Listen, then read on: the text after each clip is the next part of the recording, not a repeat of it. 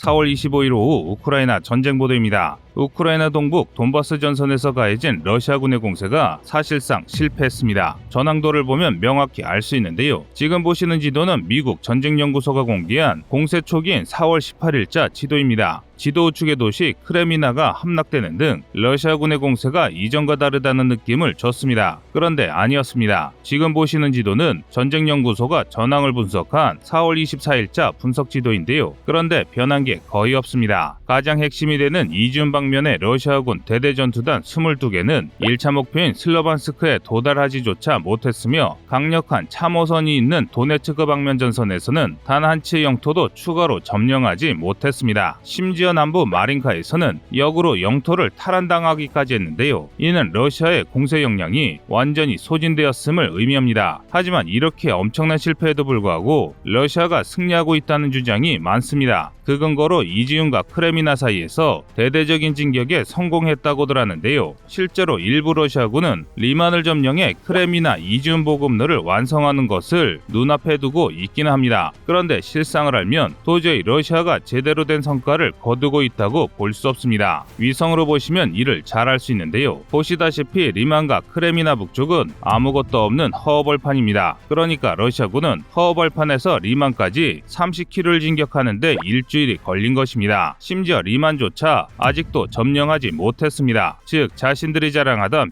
평해전에서조차 우크라이나를 밀어내지 못한 것입니다. 이는 연이은 장마로 인해 평지가 진창이 된 것이 큰 원인인 것 같습니다. 그런데 이조차도 러시아군의 무능입니다. 세상 그 어느 전쟁사에서도 장마가 시작될 무렵에 공세에 나서 성공한 사례가 없음에도 이를 결단코 시행한 게 러시아이기 때문입니다. 현재 러시아는 거의 80개에 가까운 대대전투단이 동원된 공세를 퍼붓고 있음에도 사실상 이번 작전은 완전한 실패입니다. 가장 큰 문제는 이지움에 갇힌 22개 대대전투단인데요. 현재 러시아군은 리만을 점령해 루안스크 이지움 보급로를 완성하려 노력 중입니다. 그러나 전례를 볼 때 이지움 보급로를 완성하는데 최소 7일이 걸릴 것으로 보이는데요. 그런데 이지움에서 공세를 진행 중인 22개 BTG는 7일조차 버티기 버거운 상황입니다. 그 이유는 이지움 북쪽에서 우크라이나가 적극적인 공세를 펼치고 있기 때문인데요. 지금 보시는 지도는 우크라이나 동북부의 지도입니다. 놀랍게도 러시아의 공세에도 불구하고 우크라이나가 동북부 영토를 탈환하고 있음을 알 수 있습니다. 특히 이지움 돌출부 북방 쿠판샤크 방면을 창처럼 여는 우크라이나 공세가 러시아의 보급로를 크게 위협 중입니다. 어떻게든 슬로반스크를 점령해야 작전에 성공하는 러시아군과 달리 우크라이나군은 쿠판스크를 점령하지 못하더라도 포격만으로도 러시아군의 보급을 끊을 수 있는 상황이기 때문입니다. 이로 인해 러시아군 지휘부가 크게 당황하고 있는데요. 오신트 정보에 의하면 러시아군은 하르키우 방면에서 개시된 우크라이나 공세에 화들짝 놀라 국경지대에 참호선을 파기 시작했다고 전합니다. 만약 이게 사실일 경우 러시아군 지휘부가 동부전선에서 러시아가 승리할 수 없음을 인지했다고 볼 수 있습니다. 하지만 러시아군은 4월 25일 현재까지 무모한 공세를 지속 중입니다. 그 이유는 푸틴의 공세 명령 때문인 것으로 보이는데요. 이로 인해 러시아의 누적 손실이 감당할 수 없는 수준에 도달하고 있습니다. 4월 25일 현재를 기준으로 돈바스 반군의 주력은 괴멸되어 사실상 무력화됐고 러시아군 대대전투단 중 상당수 역시 전투력을 상실했습니다. 이에 대해 젤렌스키 우크라이나 대통령은 서방이 지원한 공세 무기를 전선에 배치하는 대로 반격에 나서겠다고 했는데요.